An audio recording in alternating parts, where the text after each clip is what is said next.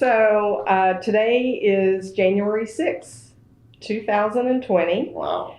And my name is Karen Neurohr. I'm a professor in the OSU Library in the Oklahoma Oral History Research Program. And I'm here for the fourth of a series of interviews with Dr. James Halligan, former president of Oklahoma State University. Thank you for coming again today so that we can continue recording your experiences prior to and during your time here at Oklahoma State University. We appreciate it. Well, I'm flattered. I can't imagine four, and we're still in the game, but nevertheless, we are still in the game. So our previous interview was on December the 19th. Okay. And we focused then on one of the most challenging aspects of your presidency, which was the 2001 airplane crash in Colorado. Some topics Still have my little... I do. I noticed that you wear that all the time. All the time. Yeah. So anytime you're in public, and anytime I'm in a sports coat or a suit or any professional dress, I always have one.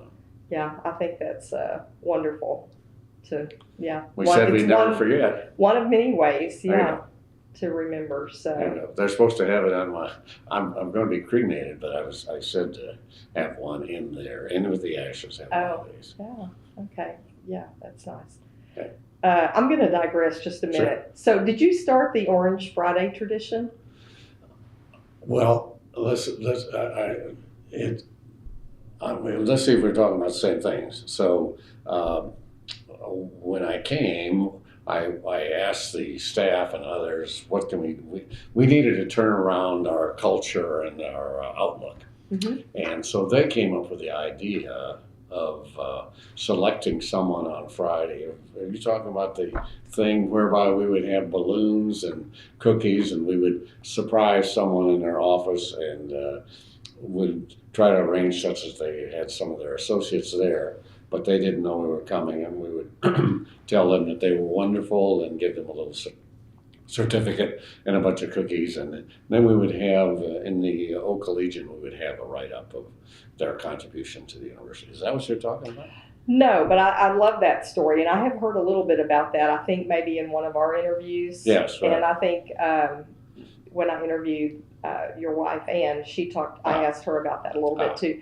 So what I was wondering was the promotion of wearing orange on Fridays. Well, I don't know whether Ann told you or not, but I think Terry Don Phillips' wife, Harriet, I don't know whether Ann shared this.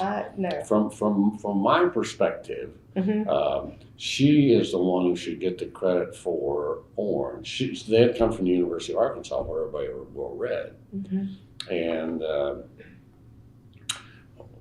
so when we got here, she's the one that sort of said, I think, to me and other people, why aren't we wearing orange? Oh, okay. And well, we didn't have a good answer to that question. Because orange and black doesn't work very well. And so everybody sort of started wearing orange. Okay, well, good. Now I know the story about that. Yeah, so at least Ann and I would give the impetus to Terry Don Phillips' wife, who unfortunately it didn't work out well while they were here. But nevertheless, she made a real contribution and has remained a friend. Well, good. Okay, so I wondered about that. That tradition. Yes. Okay, so we're going to move into several topics today. Sure. Scholar development.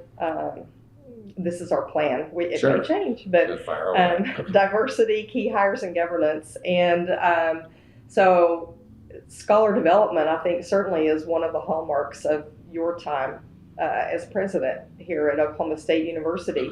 So tell me about the office, the Henry Bellman Office of Scholar Development and Recognition, that I believe was established in 1993, which is the year that you came. Yes. Well, in my mind, Henry, it's most appropriate name for Henry Bellman, because, as you know, we had him as statesman in residence, because he knew everybody in Washington, D.C. and in the States. And that was your initiative.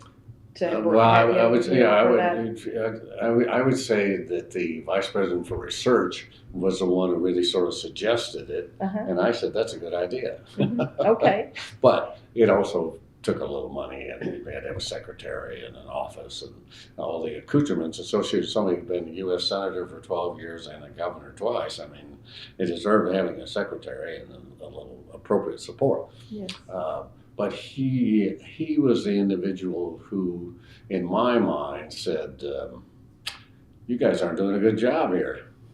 With the scholar development. Yeah, and he was always in private. He was always there was no ambiguity in his views.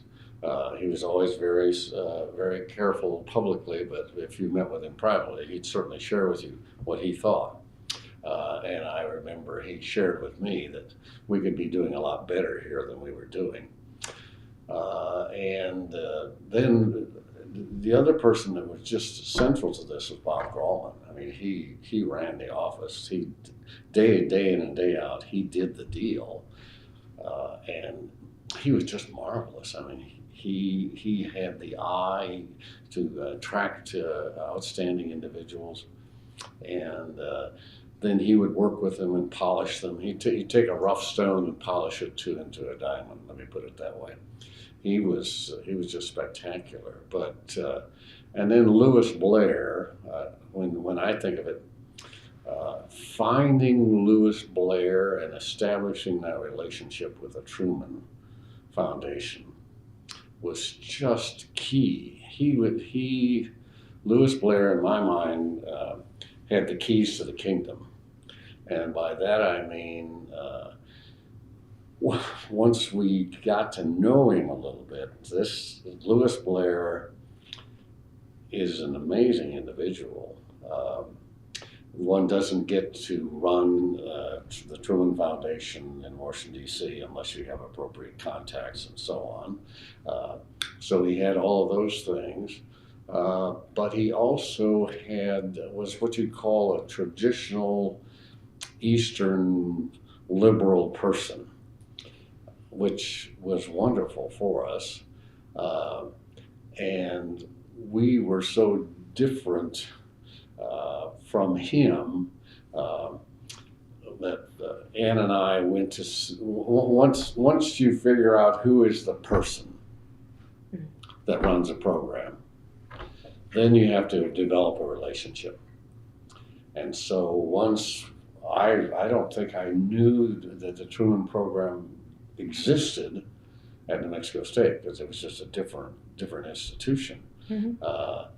But once we got here and I realized it existed, then as always, you say to yourself, all right, it's worth my time to try to figure out who's running this thing and how can we get a little backspin on the ball here in our favor. And so we started working on that. And the more Lewis and I got to know each other, he had a parrot, he'd take a shower with a parrot on his shoulder. He was a very interesting and intriguing individual, really sort of a delight to visit with. And I think he found, when he came to Oklahoma State, he sort of looked around and what Henry G. Bennett and others created, this beautiful campus. He sort of said, my goodness, this is in Oklahoma. I mean, and that was sort of like the other end of the netherworld for him. And so we started working on this.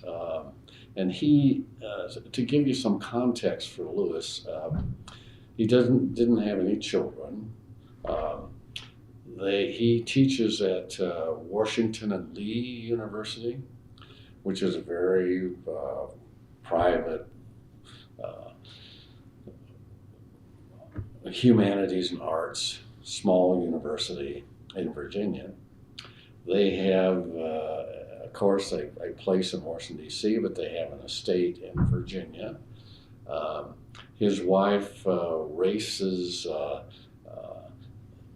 I didn't know this, but there are little conveyances that women sit in behind horses which have a particular gait, and they race in these. And so Ann and I saw this and went into his estate. He has considerable acres, and looked for morel mushrooms with him, and he educated me with respect to mushrooms and which ones you could eat and so on. Met his parrot. So we sort of developed all this. One more thing that you have to say that's had such an impression is they have the place in Washington, D.C., then the what I call the ranch, a small farm, but significant in Virginia. And then they have another place alongside of a flowing stream. So Ann and I spent the night there, and he acquainted me with his mother in 1920 had a particular dress that she wore at one of the coming out parties in Paris that they had. And so Ann and I got to see that he still has the form and the dresses on the form and all of this. And it was sort of like we had gone to the moon, and when he came to see us, he had gone to the moon to see the other side of things, cowboys and horses and people riding horses, not just behind them, and so on. And so we had, we sort of immediately thought it's intriguing to visit with this person. I thought it was intriguing to visit with him because he had a different view of things than I had. But what do you mean by that? He was much more liberal than I was. But it's always a delight to talk to someone with whom you disagree. If you can exchange views. And I think he was sort of surprised to find who I was. But I was a chemical engineer, worked with Exxon, and when people become president, almost without exception, the people on the governing board are there because they've been successful financially, and so many of them are quite conservative, and so they tend to influence. I would say I was liberal when I was in Arkansas. I started being conservative when I was in New Mexico, and I was quite conservative when I got to Oklahoma. And that is, you're interacting with these people all the time on very important issues for the university. And so I think he was intrigued to see this and to learn about Oklahoma and the Trail of Tears and all this business that was going on in Oklahoma. Now, the other thing that was important to all of this was we want to go back to make certain that we give an appropriate tip of the hat to Henry Bellman, and that the Truman Foundation is funded to the federal government. Ted Stevens, his office mate, was a senator from Alaska, and Ted Stevens was the chair of appropriations. Oh, okay.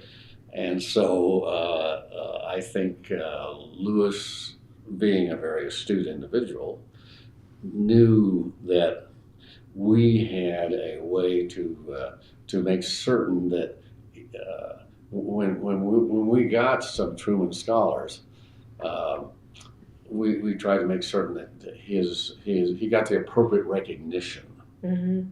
That the money kept coming. Mm-hmm. Let's be straightforward, okay? Mm-hmm. And so it was a mutually beneficial relationship once we figured out who everybody was and how this works. But the other thing that was equally as important, so Bellman's is key to get things going. Grauman is the guy who actually does it, okay? Mm-hmm. And then Blair, he would interact with. I have to be honest, I never heard of a Marshall or a Udall or all these other scholarships, okay, that you could have. But these people, they form a coterie of people who run such foundations. So suddenly, Lewis can say, hey, have you guys ever heard of these guys at Oklahoma State? Oh, excellent. Yes. So... and we really liked each other. Mm-hmm. We were really different, Lewis and I, but we really, I love to sort of listen to him and say, I've never really looked at it that way. And I think he felt the same thing. And then when he would meet some of our students, he was totally taken by them. He just said, out here in the middle of nowhere are these gems. I mean, and of course, Grauman could really burnish them. He knew how to get them ready. So we didn't win it because of political influence. Mm-hmm. We won it because we had the people who won, the students who won. And then we got it going with Cambridge, and just one thing led to another. Once we had some outstanding students. Now there's always some things that you wish wasn't the case. We had one Rhodes Scholar, Blaine Greteman. Turns out, Jabbar Shumate was in President Boren's office at that time. And he was in the Oklahoma Senate when I was in the Oklahoma Senate.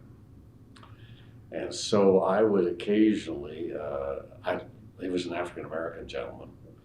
I really liked him. We would occasionally go to the bar when we were someplace and have a drink and sort of talk and so on.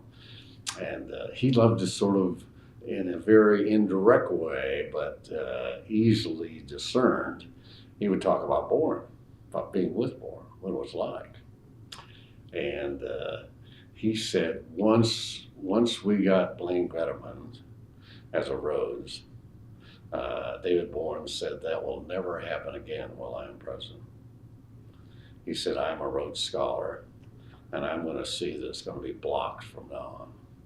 So we would have to send our students, many of them were out-of-state students, so we would have them go to Kansas or wherever they were from and compete for the Rhodes there rather than competing for the Rhodes here, because we knew you couldn't get it. It was all over. And I heard that when the events were playing out, but it was pretty much. I have to be careful and say it wasn't a direct comment, but it was sufficient that I understood what was said, what was being said, and that was, you guys aren't going to get any more of this. And then we were named America's Best College by, which sort of fell out of nowhere. But all of this was really irritating to our friends to the South. Just because of the competition. Yes, and we beat them in football. So we have the athletic competition, but now we have the academic competition going as well. That's right. Yeah. And so the telephone calls between Halligan and Boren were really, we should have been recorded. I think we were both very, very guarded in our conversations. And OSU Tulsa was a thorn in their side. And then because they wanted to be that university? Yes. Okay. That's my understanding. And then the health sciences campus issue.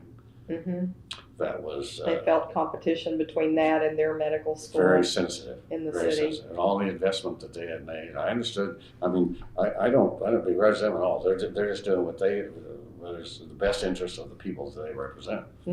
We just have to represent different people. We have different interests. And so we're trying to get ours, and they're trying to block ours for what they deem to be justifiable reasons, but which I didn't accept. So all of this played into this, but Bob Grauman just kept racking them up. He was spectacular. And the key thing was we had like Chris Stevens. I think he won a Marshall, and he went to Yale, and he went to Cambridge or Oxford, one of the two. And this is a kid from Chickasha, and Bob kept finding these people in our student body that you knew they were going to be really outstanding individuals. And I think they're always out there. I mean, it's like when I used to say, if we have 25,000 students, we have 3 or 4 wackos all the time. Period. You must always assume they are there. And so what are you going to do to try to minimize their impact? And on the other side, we got like Chris White, I don't know, Chris White went from here to Johns Hopkins and basically sort of studied artificial intelligence, then went to Harvard, ran a DARPA program. I hope my numbers are right, but it was like a couple $100 million. He was running when he was 30 years old or less. Married the daughter of a diplomat from the Czech Republic, I think it is. Ann and I went to their wedding. Now with Microsoft, and the president or CEO of Microsoft allegedly said to Chris, I've been looking for you for a long time. But a brilliant student. And so they're always out there. The question is, can you find them? And if you got somebody who can nurture them, and in particular challenge them that they can be better, they can do more than they can do. So all of that really, I think Henry Bellman's saying, you guys just aren't getting it done around here. Which is nice. It's wonderful people say that. And then Bob Grauman doing his job, and of course I'm not commenting about current times, but that's what happened, I think, in our time. So, I don't know, I went on a long time about that. So walk me back through how you even made that connection to get Louis Blair to come here. Was it through Bellman? Yes, and if my memory serves me correctly, we could really roll it out. As far as hospitality? Oh yeah. So we tried to play it up, and every chance I had, I tried to include him, and we still exchange emails, and he's having a terrible health challenge and so on. But we're all at that age. But it was,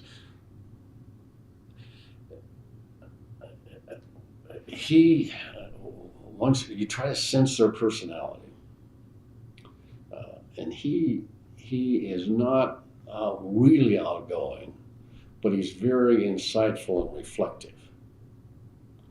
And so he doesn't want a big dinner. He wants a chance to really talk with you. That's the assessment you have to make about this person. And so once when you're interacting with someone, you're sort of looking and saying, okay, I've got a few cards here, but which ones do I want to play? Which one would this person like to see? And so that was,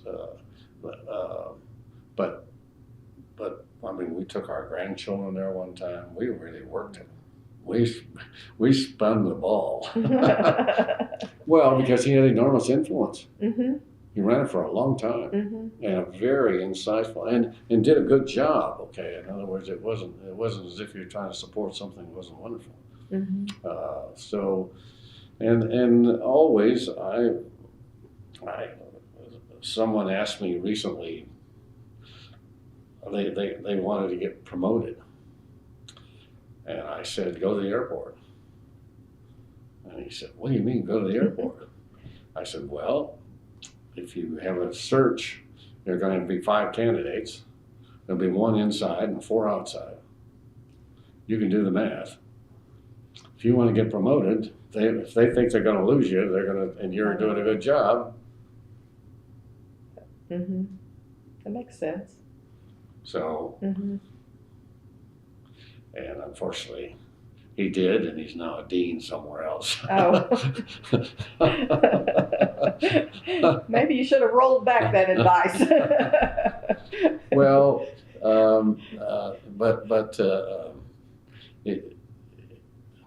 the one thing recently in church, to my surprise, one of our graduates from long ago, I was sitting there in church and I looked up and there he was. I couldn't believe it.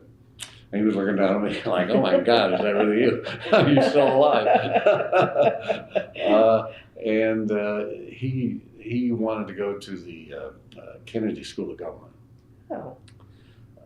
And I got to know him as an undergraduate, and it was always, I'm just rambling here, but I always would try to be very careful. I had to write letters of recommendation. And one of my favorite opening, and having looked at so many resumes, thousands over years, I know that most people aren't going to read more than the first half of the page, and then they're going to decide one way or the other. They're not going to read 3 or 4 pages, never. So I remember I said, "So how am I going to do this?" And I said, "Once in every 10 years, a university president meets a student who." Wow, what a great opening. How do you like that? Yes. I said, But when you get a letter from the president or a president emeritus, I'm inflating my own tires here, but I certainly would react the same way. When you get one of those, then you're going to look at the stationery. Hey, okay. And then you start off like that. You're going to say, "Hey, maybe we should look at this guy." And now he just had a significant advancement. And, so we had a chance to visit about it and so on. So it's wonderful to see that. Can you say his name? I don't know if you've mentioned his name. Would you prefer not to? I don't know if I will. His name is Kyle Jones. Okay. Oh, Kyle Jones. Okay. Yeah. I've heard He of just him. went with Amazon. He was he left with the Kennedy School of Government. Then he was in a program of immersion into French. Was in the French embassy in Paris for a while. Then was sort of the go-to guy for the ambassador to Canada from the United States. He could speak both French and English fluently. That sort of helped. Then he went to Exxon. I was with Exxon for a while, a long time ago. Went with Exxon. And then Amazon came to him and said, "Would you like to join our effort?" And he said yes. And I looked up at the church and said, "Oh my God, that's Kyle." Does his family live here? No. Oh, he was just back though? Yeah, he has people here. Okay. He has relations here. His wife has relations here. Okay. And so we went to the baptism of their baby not long ago, and so they came back. She came back here because her parents are here to have the baby baptized, and so Ann and I were in attendance. Nice. So we like to maintain those kind of relationships. See, I'm getting us totally off topic. This is. Don't worry about that. This is fine. Okay, I'm going to brag on you just a little bit. No, that's good.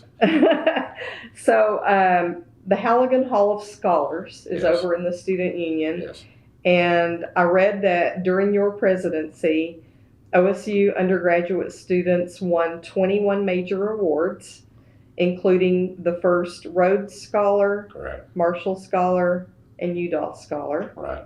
And those are national level, very competitive awards. And then in 2000, and you did mention this, but that was the year that OSU received the designation of Truman Honor Institution, which is based on an institution's active encouragement of outstanding young people to pursue careers in public services, effective promotion of the Truman program on their campus, and sustained success in helping their students win Truman scholarships. So that is a really noteworthy recognition that OSU was able to achieve. That's Louis Blair. That's Louis Blair. Okay. Well, let's talk. How do these scholarly distinctions impact the university? Well, I think, well, we were trying to get a Phi Beta Kappa chapter, and was never successful during my tenure. President Hargis was successful.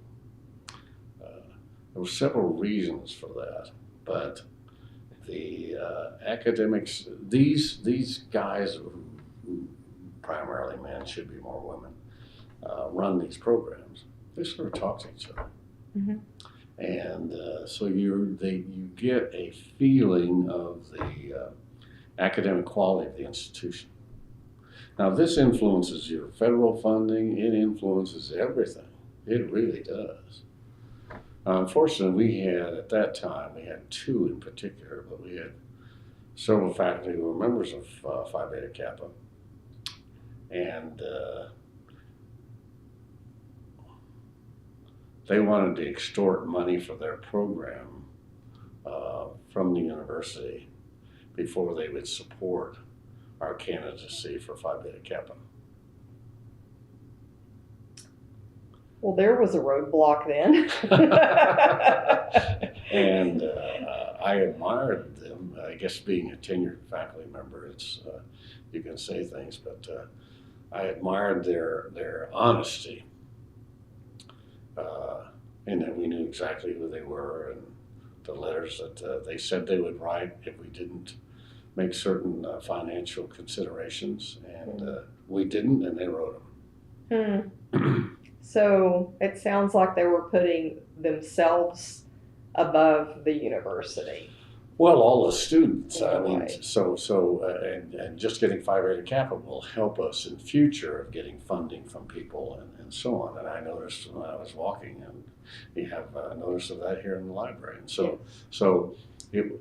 we weren't. I guess we were doing it for ourselves, but we were doing it primarily for the students. All these things were primarily. We have have had, and still have, I think, a wonderful student body. But in order, we need them to know that we are in their corner, and we're going to do everything we can to try to develop them such that they can compete at the highest possible levels. Period. Now, we're going to work your off while you're trying to compete for these things, and we're going to be honest with you and say that's not sufficiently good. You got to do better. Okay? All of those sorts of things. But then we have to have, because the competition is so ferocious, we have to have an academic standing for the institution. And part of that is having a chapter of Phi Beta Kappa. But it was I never wanted to pay the price. Be straightforward. We can, I still see them occasionally at places. Okay, you've mentioned some student scholars and leaders who stand out. Is there anyone else in particular that comes to mind that you would like to mention? Well, let's see. Claire and Grady. Let's see. Claire, I can't come up with her name. This is the list of all of the winners. No, Claire is in the student body. Oh my gosh. Yeah, you can, I mean, that's like 4 pages of a list of all the winners over the years. Oh my gosh. You recognize a lot of those names. Yeah. I'm having one of these moments. I'll have it when I walk out, I'll know it. Since we were recently in communication, and we just, so when I stopped being president, then the faculty in College of Education was kind enough to let me come and join them. And so I would teach a course, and frequently students would show up taking the course.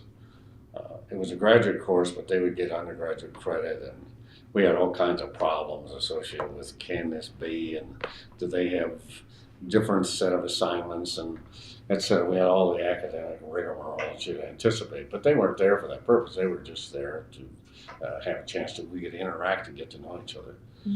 and I'll think of Claire's name in a second. She was a student body president, but and she took the class, and I guess I can say this. She took me aside and said she was from Norman, and she said, you know, my parents would like me to come home and go to law school at OU and live down the street and have children and they could enjoy grandchildren and so on.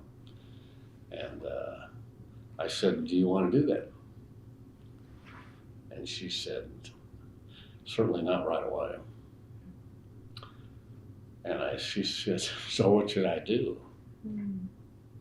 And I said, go to China. And she said, what did I do in China? And I said, well, they're always looking for English teachers. So you could be an English teacher. And so to make a long story short, she goes. Her brother Grady was also in my class, and another young lady was there. I think the other young lady was principally interested in Grady, and Grady was there only because his sister told him he was going to be there. So don't give me too much credit for the class. But anyway, it was a wonderful class. I was loving it. I had some graduate students and all this other crap all. But anyway, so Claire goes to China, and then the mother becomes concerned about Claire's where she is and the accommodation she has, and that she's sending her personal things in the mail, etc., to ensure that their quality of life is still good. And so she finally, the mother, and I was walking across the campus, and this man walks up to me and says, "Are you President Halligan?" I said, "Well, I'm Jim Halligan. Yeah, I used to be president." And he said, "Well, I'm Claire Carter's father." I said, "Well, it's wonderful to meet you. She's a wonderful person, and you know, Grady's her brother's very exuberant and so on." And so he was very complimentary. He said some complimentary things. But anyway, so then they send Grady to China because they're worried that about the circumstances with Claire over there alone. Well, Grady's we just interchanged emails not long ago, but Grady is a very ebullient, attractive, etc. young man in all ways. And so they get him teaching English to young ladies who want to be stewardesses on China Air. Well, then the mother becomes worried that so it is wonderful to see how we went to their wedding and this sort of business. But anyway, to see all of this unfolding, and so whenever we occasionally we'll meet in Edmond or someplace like this and just have a lunch or whatever, talk. It's amazing how Claire had a very profound impact. I said to her when she became president, I said, this place is a wonderful place.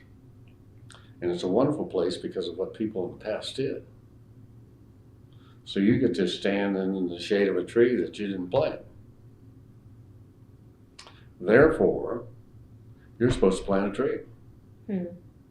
During your time as a leader, you're supposed to do something for this campus. And she got through the Student Senate a bill to markedly expand and improve the student union. That's what she was interested in. I said, I don't know what it is. I don't know which tree you want to plant, but you don't just say, isn't it wonderful to be here and stand in the shade of this tree. You got to do something about it. Make the trees better, or plant another tree, or do something while you're here. And so it's been interesting to the students are so wonderful. They really are. All of them have been. And to interact with them, you know, we used to have a whole bunch to the house. I don't know, we have groups from 50 and 75, and we have at least 1,000, I don't know, maybe 2,000, 3,000 to the house, which was a social experiment for them. We wanted them to and A, be able to say to their parents, I've been there, and B, I talked to both the president and his wife were there, and I interacted with them. And so and it's amazing how people, I guess it was where were we? I think we were at a basketball game. And this guy walked up and I said, Rand and I could look at each other, and the look means I don't have a clue. But anyway, this person said, I was at your residence with you. And they still remember it at the time. But the key thing was to try to change their perception of what they could be. That's I think a principal thing you do at a university.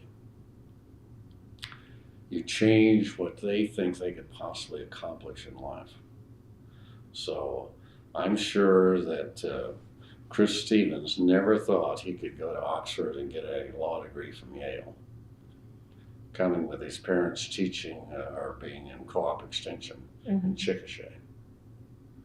But it was obvious when you were around him that this is a very talented individual, very talented individual. And so then our job was to try to make him at least dream that he might be able to do it. And then B, say, if you're interested in doing it, this is what you got to do. Show them the way. You got to get with the program. So like with Blaine Grudman, he has a degree in English, but he had a rock band. He was just from a little tiny town. I'm going to think of the name of it, in western Oklahoma. Hydro? Yeah, Hydro. Wonderful individual. Wonderful individual. Do you keep in touch with him? I haven't seen him he's at the University of Iowa. He was here for a while, but it was mostly very appropriate. I never, it's just like when Les Miles left, a lot of people said, well, it's bad that Les Miles left us, I didn't, it's just like when Grudman left us to go to the University of Iowa. University of Iowa is known for its writing program. It's a magnificent program in there in creative writing. Here he is. Got a degree from Oxford, I guess it is. I think it is one of those, Oxford or Cambridge. And he's got this chance to join one of the premier programs in the United States. More power to you. Yeah, that's great for us. Great for us. And we can talk about you to other students when they come along. Yeah. So that was, I don't know, I'm not focused in here. Okay, well, let's doing a good job. Back to the Halligan Hall of Scholars. Right. So that was an honor that hall was named for you and Dan. Yes. So tell me about that honor and how that came about. What does it mean to you? Oh, when my grandchildren come, I take them, and I had 2 grandchildren graduate from Oklahoma State. They tried to stay below the radar. I understood that. I can't resist. They would park their cars and they wouldn't move them because then they wouldn't have as good a parking place. So then their grandfather would have to come with his pickup and get his long jumper cables to jump their battery so that they get the car to move. I had very little to do with the Halligan Wall, to be honest with you. I'm flattered and pleased and honored and all those kind of words that it exists. But it's primarily for the students. That's what's really important. The hope is that people occasionally are bored and walk around and say, look at these 10 guys here, look what they did. And they came from here. And I would say to my students, go to the Scholar Development Office. I would teach in the President's Leadership Council. I'd say, go over there. I know many of you probably don't even know where Oxford or Cambridge are, or what they stand for, etc. Okay, that's not important. The important thing is to go over there and sort of explore that, and don't say they have to come to me. All right? Don't. You got to go to them. The rest of your life, there's going to be somebody that's running a program somewhere, and you got to find them, and you got to go to them. Don't expect them to look for you and find you. So that's what you got to do, and look what these people did. but I don't remember anyone even, maybe, I'm sure they must have talked to me about it. I don't know. I mean, it's Okay. It's nice. Okay, let's move in a little bit of a different direction about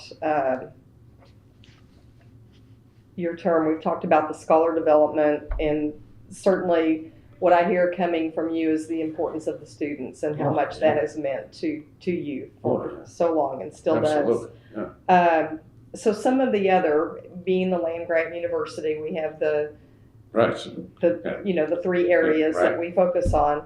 So research is one of the areas. Does anything stand out to you about that was going on or happened with research? I would say that I had modest success at best.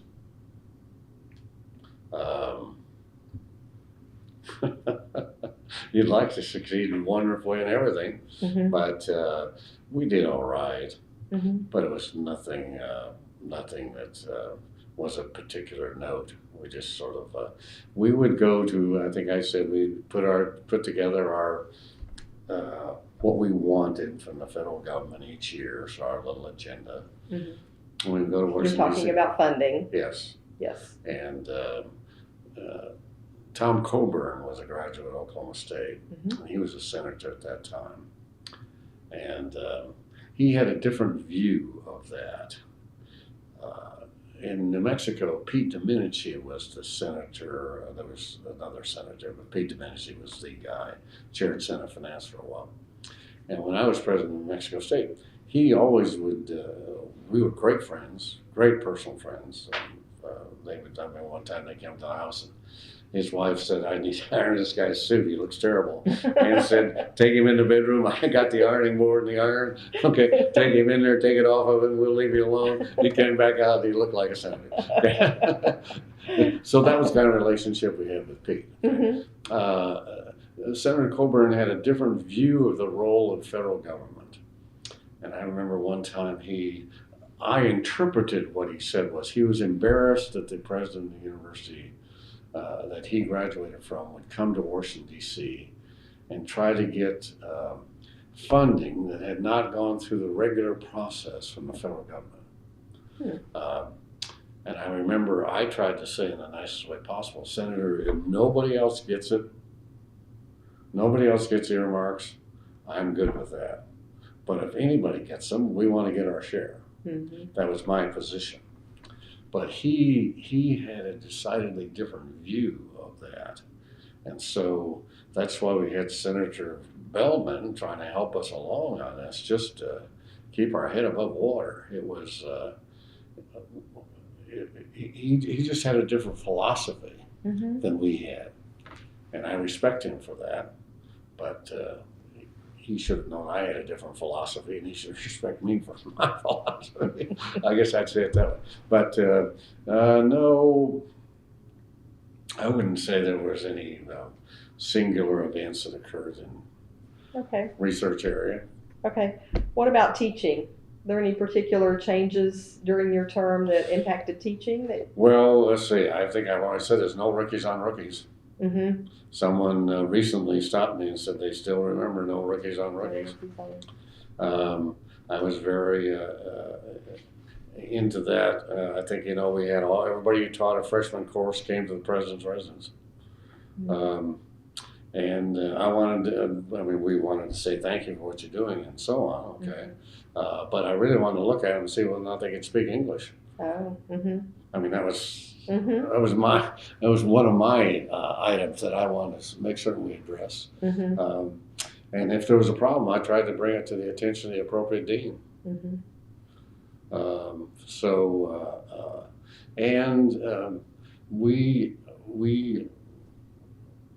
We went everywhere to get students. We flew around and drove around and all this sort of business. We had high school honors nights, and we did all of those things to try to get students, and we were successful. But it was a cumulative.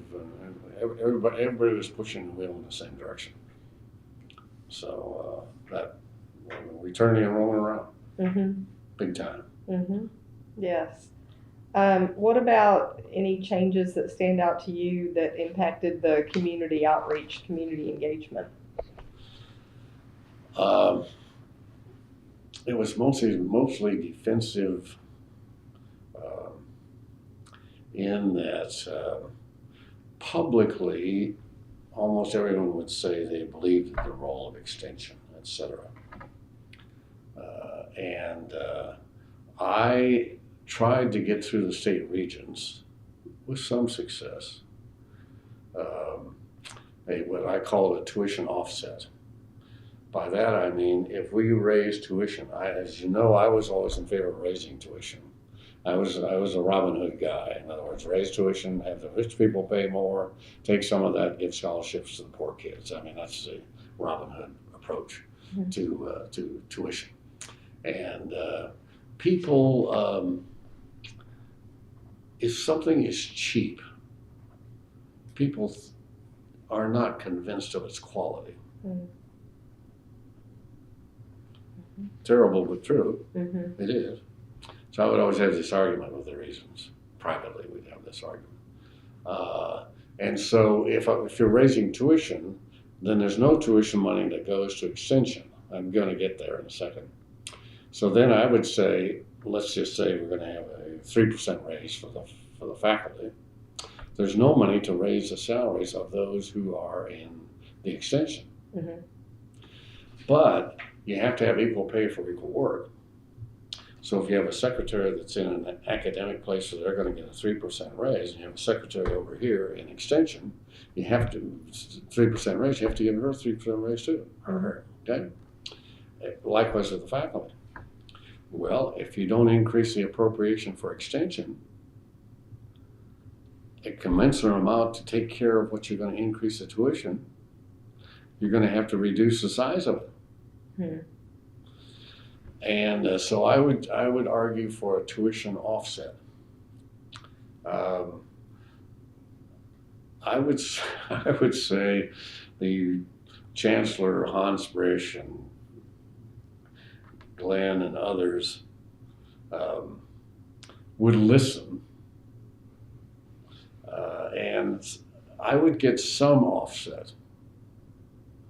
But I had, there was a policy of benign neglect. Hmm. Let's just sort of get down to the bottom line. Mm-hmm. Of what was going on. There was a feeling that the expertise that the private sector would provide was at least as great, if not greater than, the expertise being provided by those in cooperative extension. Hmm. And the private sector is there to sell seed corn or fertilizer or tractors or whatever it is, okay? Mm-hmm. So although no one wanted to engage in a public contest mm-hmm. about this, it was very challenging to try to sustain co-op extension. And they sort of started changing their role. They started becoming more of a social organization, addressing the needs of families who didn't know how to budget and didn't know what foods they should be eating and things like that. The other thing that, I guess since we're supposed to be honest on this, the Future Farmers of America, the Bluecoats, mm-hmm. are very, very influential. But sitting in the Senate with some of my associates, I would hear them say, point out a single minority that's up there singing to us, Oklahoma. Point out a single minority with a blue coat on. Interesting. And it was difficult to do. Mm-hmm. And so they would say, and I sensed this when I was president, they would say, this is not representative of Oklahoma. And so it made it difficult and I actually brought this to their attention on occasion. They are very, very good. I mean, they develop young people. I have nothing but the highest praise for them. But in terms of the political, ensuring that the society at large feels that they are of considerable merit, that was more of a challenge than I had anticipated. So, particularly sometimes among the Native American communities, that were really important to us, very important. And I thought, as I've said before, I thought they got a bad deal. I always think when people say, why is Oklahoma, and why are you not in the top 10 in something? I say, you take 38 tribes or something like that, dump it in Oklahoma on a pot or a window, and then you come back 100 years later and say, why haven't you guys fixed this? But I think I was always trying to encourage to make certain we realized that they needed to have extension also.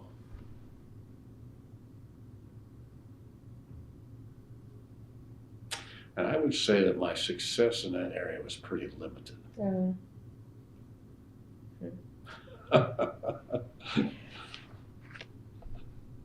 So now that we've moved into diversity, which actually was an area that I was hoping we could get into today. So a few things that I've read occurred under your term as president.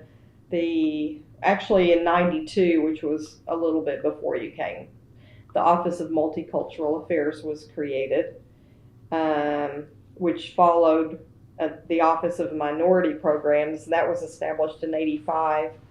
Then in 2002, the Multicultural Student Center was established. Were you able to move the needle with either of those two campus offices or centers, do you feel? I think I would have to say I tried. I was sensitive to. We had Claude Evans was a member of the Board of Regents, an African American gentleman, wonderful individual. The only time that I have in Oklahoma have gone to the governor's office and said, do you want me in both knees, or will one knee be enough to have this gentleman reappointed as a regent? He didn't have a lot of money, he didn't have, etc. He was a veterinarian, just a wonderful individual, And we needed him on the board. We needed that constituency to feel they had a voice, that they were important to us, etc. In the other areas, I thought we did very well with the Native Americans. I thought that we made a lot of progress there. And part of that progress was that they would check the box. Initially, I came to the conclusion that they didn't want to be known as Native American. It wasn't positive for them to be a Native American. And so we worked hard on that. And then we had some incidents that sort of highlighted that. And how we handled that, I think, made a difference in a strange way, in sort of a positive way. It's some dumb things, but you have students, 18, 19-year-old males are going to do some really dumb things. I guess that's a sexist statement, but it's amazing what happens.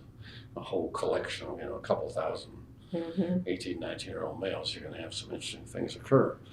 And but how we addressed that, I think, made a difference in the way they interacted with us.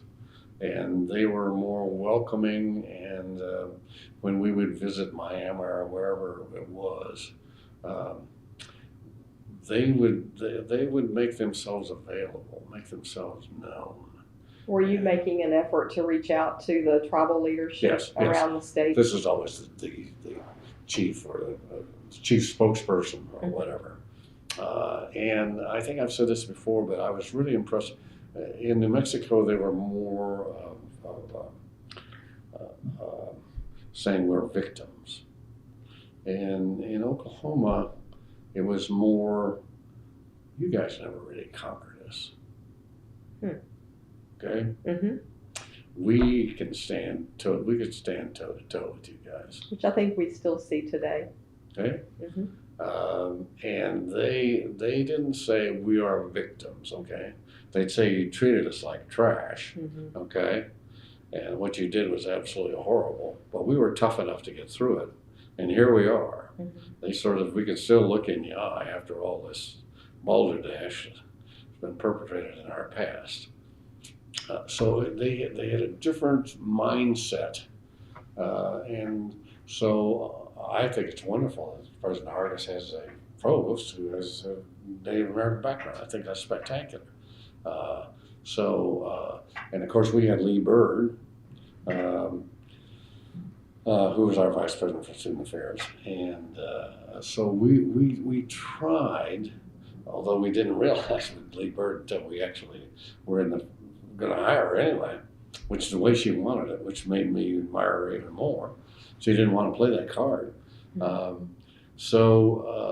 We made progress in that area, I felt. But in the African American area, we had a lot of challenges. We really did. The interaction between the students at Langston and our students was challenging on many circumstances. They thought these guys were coconuts, and that Langston was the real deal. They were going to play football. They ought to play for Langston. These sorts of things. So we had real challenges in that area. But hiring the first black coach in the history of the conference, and he was very successful for a while, helped us along. But I think President Hargis made more progress than I've made, no question about it. And it could be the times have changed, and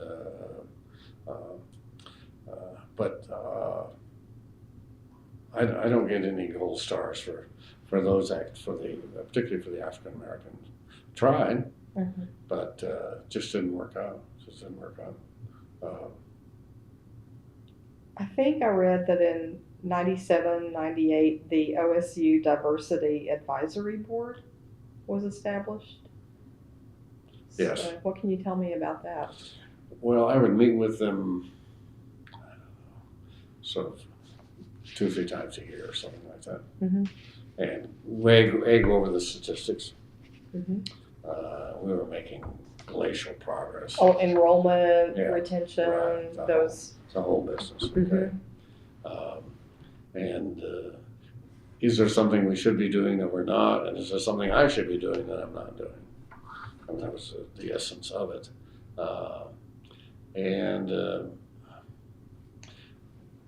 It was a good attempt. You'd like to say everything succeeds wildly, but it was a good attempt on our part. We were trying to address a problem, but the progress we made was pretty limited. Okay. It does have to start somewhere. Yeah. The seeds have to be planted and nurtured in order to grow. Sure. But President Hargis really should be recognized for what he's done. Of course, I think he's done a great job. Spectacular. So. It's a little after 11. Yeah. Are we doing okay for you time wise? Yeah. Okay. Is there a particular time that we should wrap up? I think by noon. Oh yeah. Does that work for you? Yeah. Okay. All right. Let's talk. A little before would be great, but that's before. Fine. Okay. Let's talk about women in leadership at OSU. I think Dr. Bird may have been the first female vice president here. This possibly. Is going to be strange. I never looked at her that way. We hired. Now that you think of it, we hired a new dean of the College of Education, Ann Lotvin. She obviously was a lady.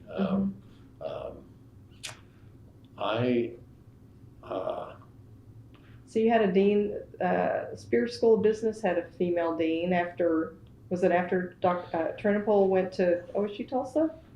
Somewhere yeah, in I there. think that's right. That's right.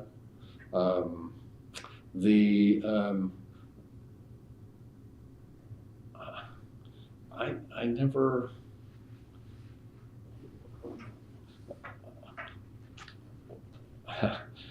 I never looked at. I wanted to have more women in the administration. There's no question about that. But I think the greatest discourtesy you can do to someone is to put them in a position where they don't have a good chance to succeed.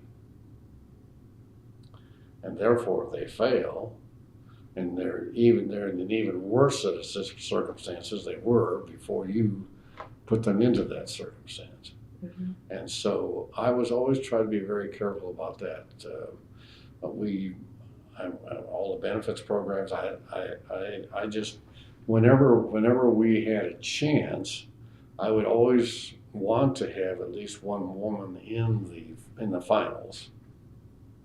But I would always try to be honest and say, Halligan, are you confident this person can actually do the job?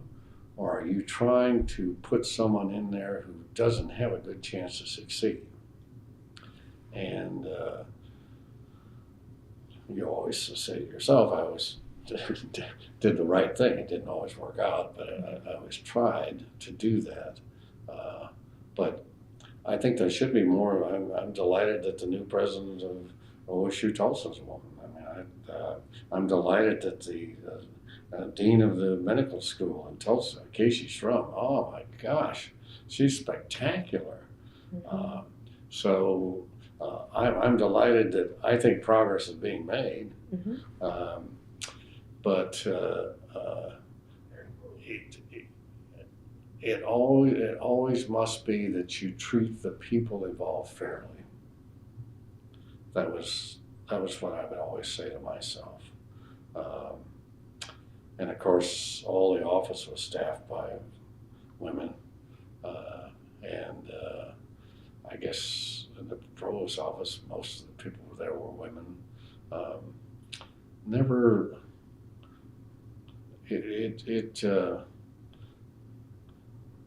People are just people. I mean, I know you're a woman, I'm a man, but I don't really think we're intellectually different. Does your perspective differ from a lot of your contemporaries in that way?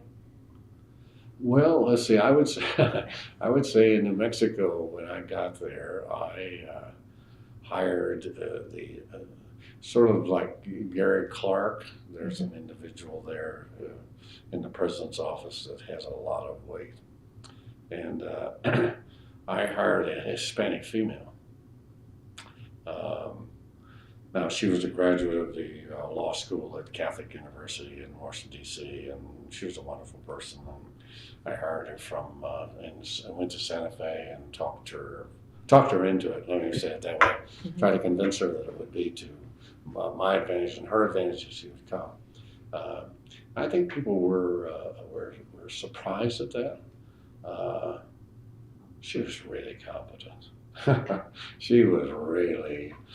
I never had a doubt that she could bat 400 in baseball. I mean, she was really good, and that gave me so much comfort. I just thought it was so wonderful, in that the Hispanic community had not enjoyed that kind of. They had someone in the president's office they could speak to in Spanish, and she'd speak back to him in the local vernacular. And I wanted that. I wanted, but not only that, she was competent and she could. She's not going to back down, and she's going to tell you exactly how the cow ate the cabbage, which was just wonderful. And so that we spent we still are good friends and so on. Can you share her name? Yeah. Oh my God. Oh my God. We'll talk later. Yeah, it'll come in a second. But in any event, Christina Chavez. Christina Chavez. Yeah. Okay. Now Chavez Kelly. Now she married. She got married while we were there, and we went to her wedding and so on. Wonderful, wonderful. Oh my God, a wonderful lady. But that's sort of emblematic of what you're looking for. Mm-hmm. Someone who will change the perception of a lot of other people as to who should be in these positions. That's why Lee Bird, in my judgment, was so good, even though some people tried to arrange for her departure, and I worked against that. Okay. Were you president? No. Oh, after your presidency. Yeah. So, but I was, I think previous President Emeritus should be seen and not heard, but there are circumstances where that no longer applies. Mm-hmm. And that was a case where it no longer applied, in my judgment.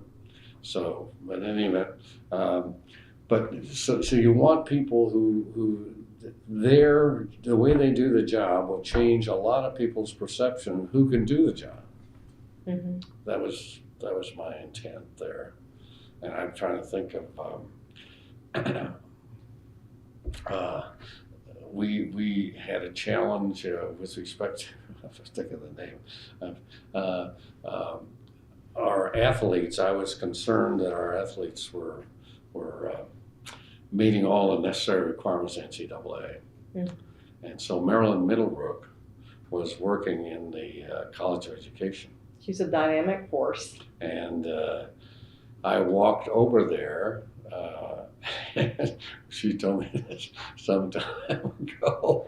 We were interacting, and she reminded me again. And she said, "My God, the president walked into my office and says, 'I got a job for you,'" because we so needed her, and it was she could do something that no man could do, and that is, in the culture of many of the athletes, women play a very important role. And so I wanted someone who could say, "I'm going to call your mother, I'm going to call your grandmother." And the person that we had in the position when I arrived was a very good person, but I felt we had to arrange for his departure because we needed to have a different person in that office. And she has just been marvelous. I mean, she stands right toe to toe with them and says, "I'm going to call your grandmother." And I don't know, recently she told me someone called her on the phone and thanked her so much for what she'd done. And what she had done is, this individual was of African American descent, was not going to class, and she called him in and just went up one side and down the other, which a grandmother can do. Okay, in their culture, a grandmother can do it, and she did it. And she said, "I'm calling your dad. You're not going to class, and this ain't going to work." And the dad got him and took him to the Army recruiting office, and he enlisted him in the Army, and he's been a spectacular success. Mm-hmm. Wow. But it was emblematic of, once again, you see, here's someone who has, even though she was not that high in the hierarchy of the college education, I'd walk by and say, "What's this person doing and what's happening here?" Mm-hmm. And ask people, et cetera. So I had made up my mind. There was no search committee or anything like that. I just walked over from my office and said, "You got a new job starting tomorrow." Oh, wow. But she was spectacular. Yeah. Uh-huh. She was spectacular. She was just the person we needed. Mm-hmm. And the other person was a very good person, but they were not appropriate to that job. Mm-hmm. So they went on to do other things, and I'm sure they'll be a big success in life. Mm-hmm. So that was, I was always looking for that sort of opportunity to pick out someone. Amjad Ayubi, I don't know, there's no reason for you to know of him, but anyway, he was here. and he was over in the, he's a Palestinian, was in the housing sector. AMJDAYOUBI, I'm going to go with that. But in any event, now at Tulane University, I think a vice president for blah, blah, blah. But I went over there one time and said, I got another job for you. Okay. And he ran the career service, employment service for us, because we want to make certain that our students can get a job. Yes. When they graduate, the vast majority of our students need to get a job. Their parents want them to be able to have the requisite skill set to get a job. And so he was kind enough to move over there and ran it and just did a spectacular job for us, just unbelievable. So I think that's an integral part of the president's job, is to sort of sense these areas are underperforming. It's something the size of the university always going to be the case. And I know there's deans, and I was a dean and vice chancellor, all this sort of stuff. Okay, you can sort of take space with them, but every now and then you have to say, in the nicest possible way, I'm the president, and this is what we're going to do. Okay, this isn't working for us, and so we're gonna make some changes here. And I've got the person. Well, because you ultimately are responsible for the performance of the institution. So therefore, if that's the case, if you have the honor of having that responsibility, then you got to discharge it.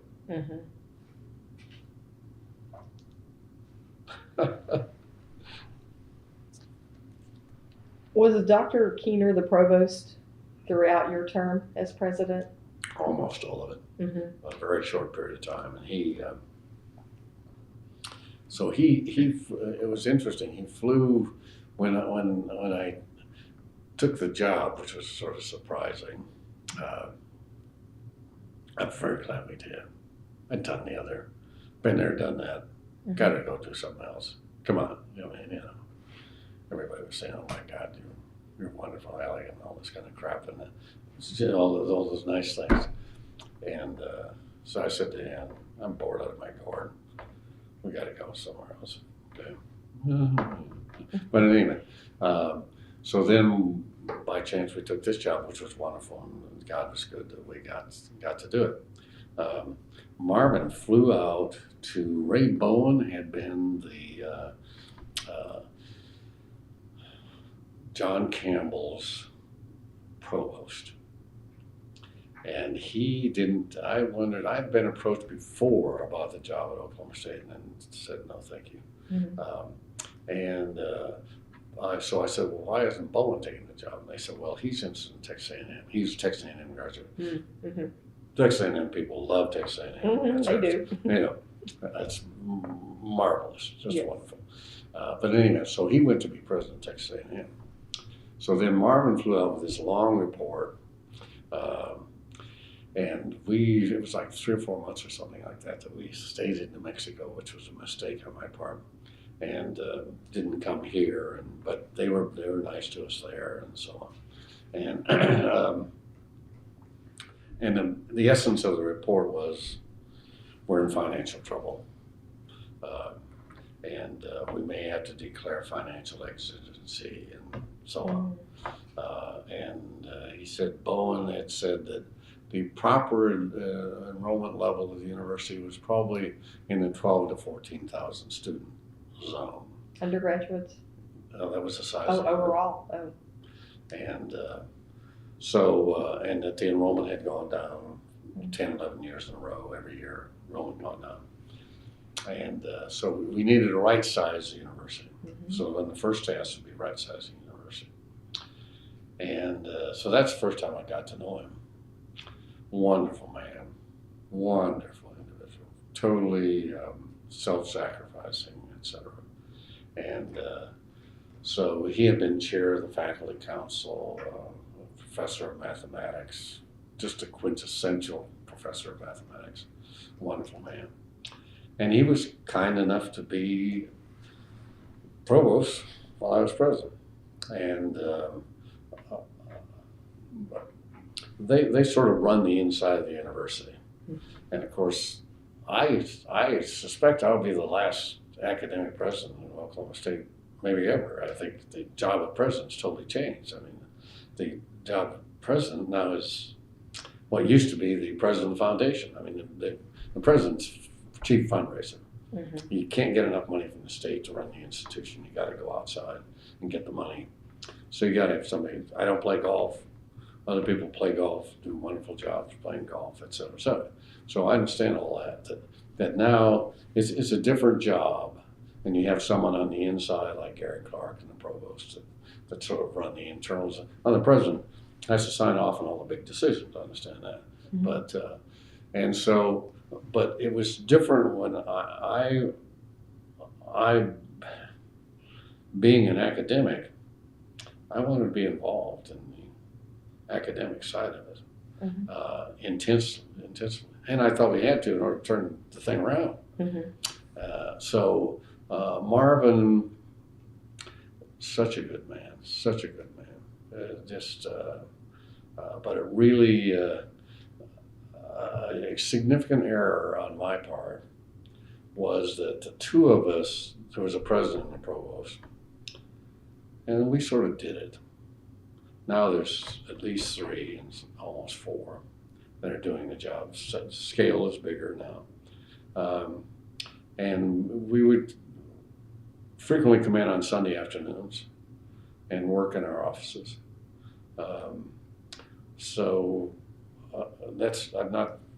It's just what we did. I wasn't, and almost every Saturday we worked. So we just worked all the time. That's what a president does.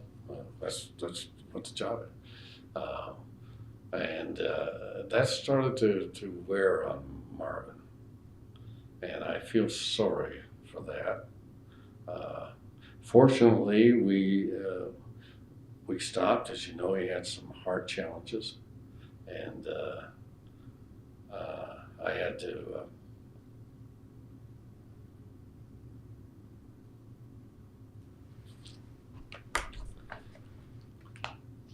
to do what the president has to do. So I did it. And then I told the board I was done. But fortunately, he's still alive and he's enjoying life. But I should have not had the burden on him be so heavy. That was a mistake on my part, a very big mistake.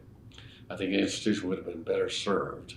I think it's better served now with the structure they have than having a significant chief of staff associated, whatever you want to call him, Gary Clark, associated with the president's office and additional support in the provost's office. I think all of that is money well spent and an error on my part to try to keep things too lean and to get money for student scholarship.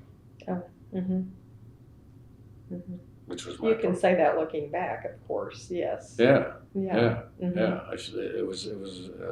You can always, hindsight's always 20/20, and look back, and you say to yourself, because if he had died or something like that, it would be just horrible, just horrible. And it was closer than it should have been. Okay, we're doing. See where we are. It's about 11:27. So that's fine. I have a few more. You just go, and you can hold your hand or something, and I'll try to go faster. Okay. No, we're doing good. We're nearing the end of today's topics. Okay. So kind of want to move into some questions. Some questions related to governance. So, what are your thoughts about the prevailing notion of competition between academic affairs and student affairs?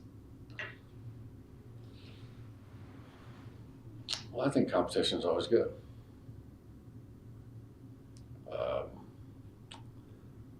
The president should not get too close to any of his or her associates,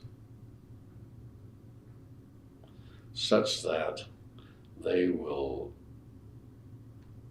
shadow his judgments. Mm-hmm. So you want, and there should be a certain, as you know, I was noses in, fingers out. Yes. Was my mantra, and I wanted them to sort of look at their place the same way. I remember one of the vice presidents, who was a female, said, "So did you hire me to do this job or not?" I said, "I hired you to do the job." She said, "Well, then let me do it." I said to myself, "This is wonderful." I did. I said, "Oh my gosh, this is wonderful." Mm-hmm.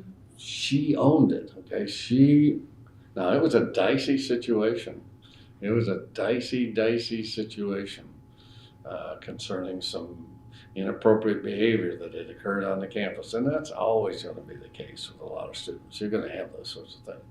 But she was saying, "You let me handle this," and that's the way I think you want it. I think you want that, and a dean who says, "I can't do anything because they're tenured," just grated on me. That was a sign to me that we need a different dean. Did you see that at other universities? Absolutely. Mm-hmm. Absolutely. And I took two departments and combined them. And the reason I did that was, A, they weren't functioning well, and B, they had poor leadership. Mm-hmm. And C, I said to the two leaders, "You can be candidates for the combined position if you'd like, but I'm also going to go to the outside," which was a nice way of saying, "You're done." Mm-hmm. So I think I was the dean at the time. And of course, the board always, almost without exception, the board would say, "We don't understand tenure. Right? They're bankers and lawyers and so on, a farmer or two." And they would say, "We don't have tenure. We go to work in the morning, we got to perform. Why are we giving these people tenure?" And I'm a defender of tenure. I think it's important that faculty be able to say things that you don't like, as long as they are in their area of expertise. And I think having a faculty senate is very important. I would go to the faculty senate meetings and listen to subtle complaints about how they were underpaid and overworked. Okay, that's just an integral part of university administration. But for a dean or anybody to say that they can't control that is balderdash. They can. As you know, they can control when they teach, what they teach. Okay, as long as it's in their area of expertise. Mm-hmm. So they can make life exciting. Mm-hmm. And if you don't have the courage to make life exciting, because the students are the ones that are losing. The students are the ones that are the principal victims of the lack of courage on the part of an administrator, almost without exception. So when that takes place, then you have to sort of subtly say, "Are you going to address this, or do you want me to address it?" I might address it in a different way. Mm-hmm. And it's not unusual for them to say, "Well, I guess I got to do something here," and it can be done. But tenure, I think, is an essential part of the university culture. And Marvin was the one who made the decisions primarily about tenure. Mm-hmm. And they would be so difficult for him. I would see him go by. My office was down there on the first level. I'd see him go by, smoking his pipe. We weren't supposed to smoke, but there could be exemptions for everything. Smoking his pipe, and he'd go by like a steam engine going by my office. And I knew he was trying to decide on a tenure issue. Mm-hmm. And I always knew that he had thought about it very, very carefully. Mm-hmm. And although I didn't have the time to do all that, I could have confidence in his judgment. And he was doing it for what was in the best interest of the institution. Mm-hmm. Great man. Great man. Okay, you mentioned about faculty senate, faculty Yes. councils. What are some of the common issues that come up between presidents and faculty councils? Are there any just, well, you're probably going to have this, this, and this issue? Well, one of them, I'd say one of my big failures, I need to make certain I talk about this. I had multiple ones, but this one certainly comes to mind.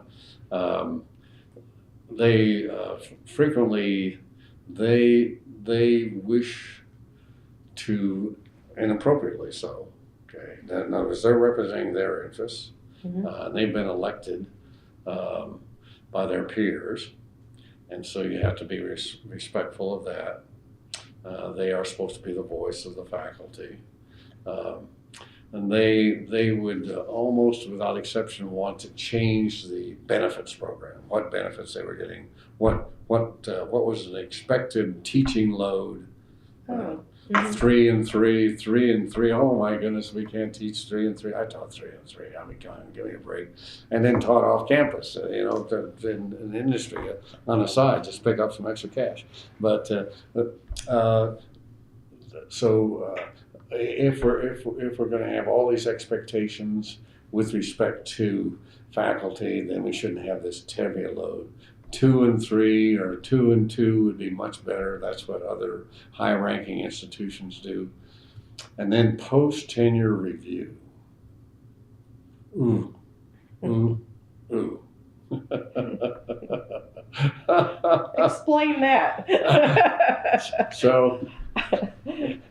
When the board occasionally would bring this up too, and we would have breakfast, and breakfast was an open meeting, but the press never came because it was so early in the morning. We'd do it at 6:30 if we had to, because then the press wouldn't come, and we could just sit there and talk. Okay, but it was an open meeting; anybody could walk in if they wanted, but nobody ever came. Mm-hmm. And we tried to just keep it that way. Post-tenure review means you have some faculty after they get tenure, they just stop.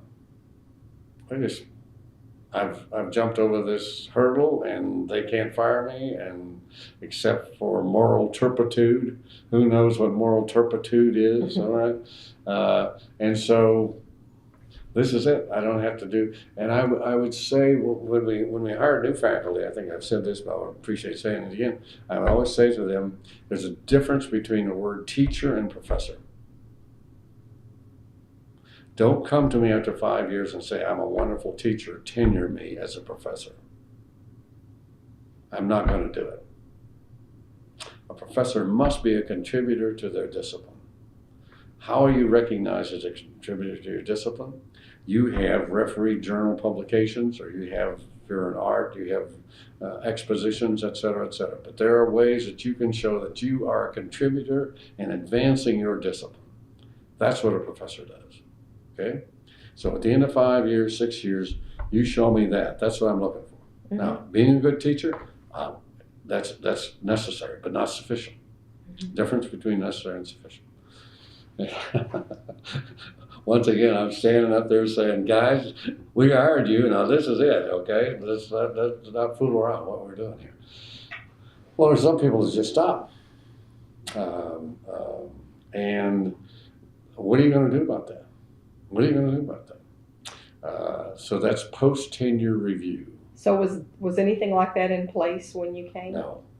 So that was an area that... It was a struggle. I would say that my success was minimal, but nevertheless, I think it was an essential topic to have discussed. Mm-hmm. And you always would have was not unusual for if you have all these students at the house, and you always try to go around and let everybody say something, all right? And I would always say, okay, just this very short thing, okay? This is who I am, this is why I'm studying, blah, blah, blah, blah, blah, blah, blah, all the way around the room. If we got 50 people there, blah, blah, blah, okay? We get them all in. Someone would then say to me, I have this professor that just sits in front in a chair, and the class is just totally boring. But I got to take it because it's a required course. Being honest, I went to the College of Education. People would say some of the courses I'm getting in education are just terrible. They're just terrible. Well, we had lost accreditation. I mean, so we had to we had to make some changes. I felt that after you argue what the number is, okay, but let's just say every 6 years, you should put together a very brief dossier. This is what I've done. I know I'm tenured, but this is what I've done. This is why I've continued to be a professor. And then if that is not deemed to be appropriate, you would say, all right, what can we do to facilitate this? Do you need to go on sabbatical? And during that sabbatical, you will acquire these skills. You will do these things to hone your skills such that you come back. You'll now be a very active contributing member of your, that even sounds good to me now, but a lot of people feel once they jump over that hurdle, the administration has very little influence. And then I got into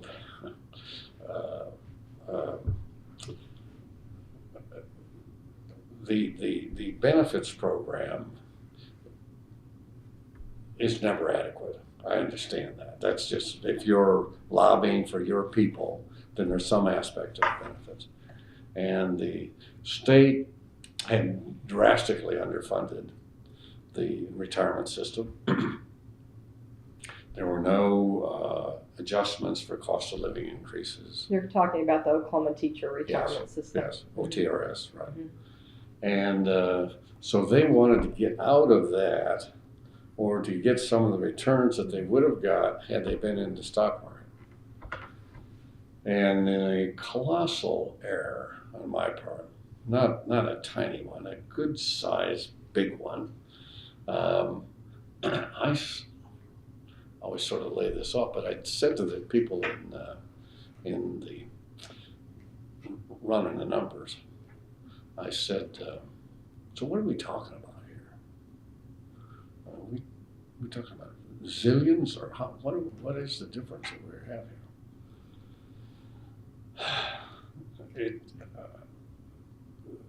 There's no way I can justify it, but they came back $750,000. I said, hell, we can $750,000. We can do this.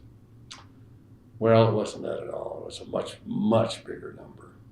And the board, rightfully so, said, Halligan, how did you get us into this thing? Well, so was this I'm not sure I understand this. So this was related to retirement benefits? Yes. For the people here. So we were tenured and had been here for some time, and their retirement benefits were not increasing, all right? There wasn't any cost of living increase, et cetera. They were just static, where if they had put their money into a S&P 500 account, this is the gains they would have had. Oh, okay. So therefore, we should take into consideration that the state has done a terrible job of managing their affairs, and can we address some of this grievance? Offset it, maybe. Yeah, offset it. Mistake. Not a tiny one, a good sized one. Okay, so go back to your story. So the regents are saying, how'd you get us into this business? Okay. And so it was poorly handled on my part. You'd like to say you make the putt every time you swing at it, but we just didn't. I mean, we knocked it off the green, for goodness sakes. It was terrible. And so how to maneuver around that, and ultimately the board sort of took it over and said to them, we're not going to do it. Mm-hmm.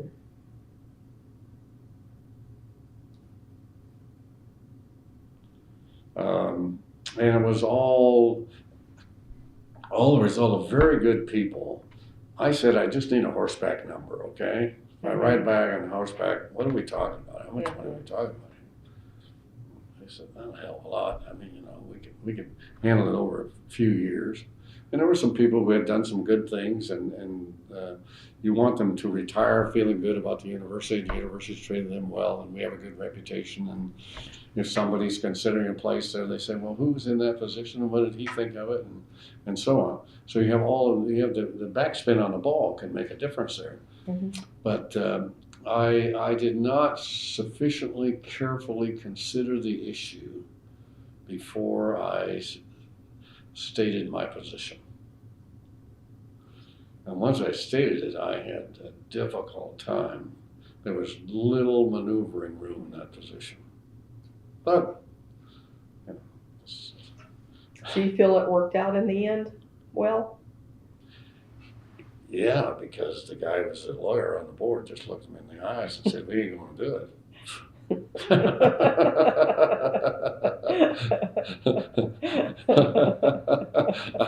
I don't think he was particularly pleased that I'd like to say we just did everything perfectly, but it's not the case. Mm-hmm. You know, okay. But I don't know. So benefits and tenure are a couple of common things that come up between faculty, councils, and the administration. Yeah. Mm-hmm. And we wrestled for a while. They wanted to, well, let's say this. I'll say that for the Senate. So we wrestled with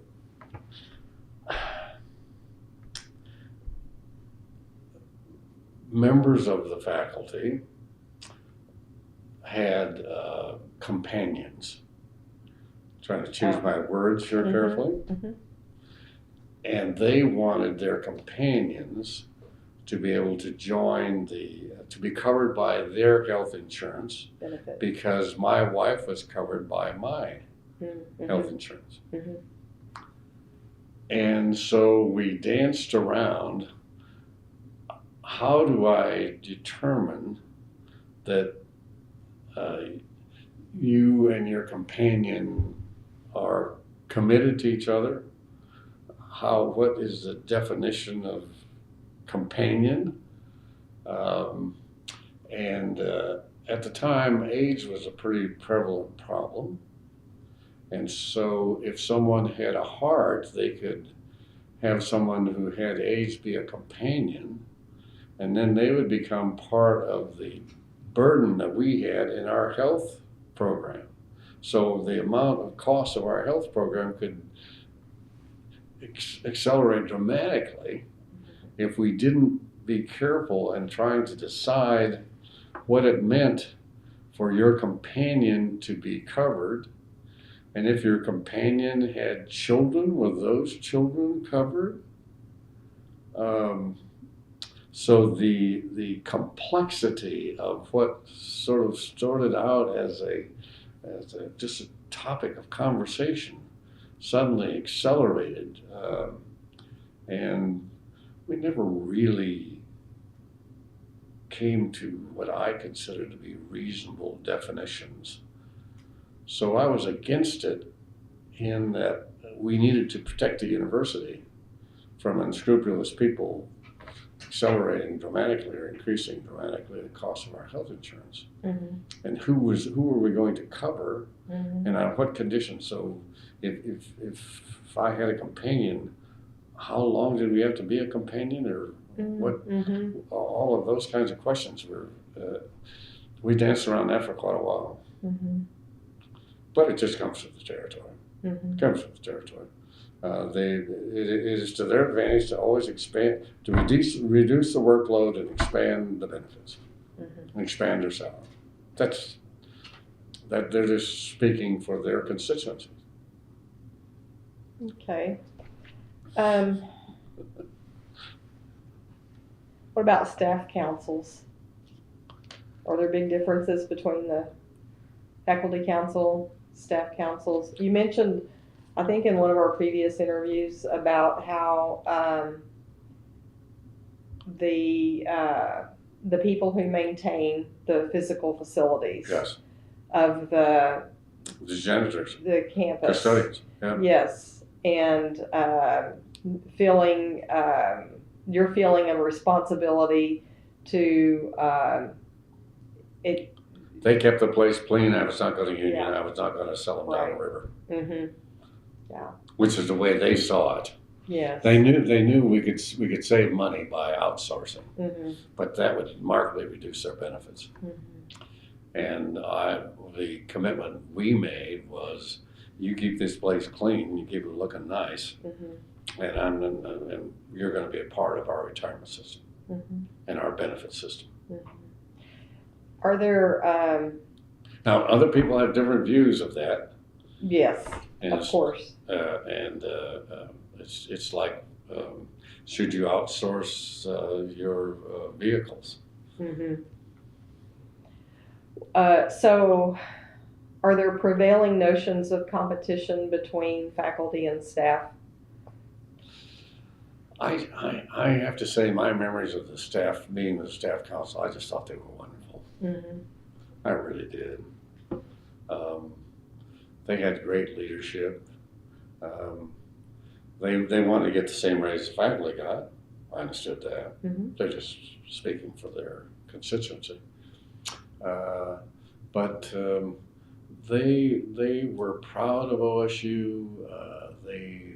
They felt fortunate to be here, to have that job, and not the level of concern or that the president had to have for staff council was 1/10 of what he had to have for the faculty council. The faculty council would frequently have some people who were they had gotten A's all the way through their graduate programs and couldn't understand why they weren't being selected to be leaders or whatever on the campus. And so they got elected to these prestigious positions and tried to make it known that they were very smart and they knew what sort of administrative changes should be made at the university.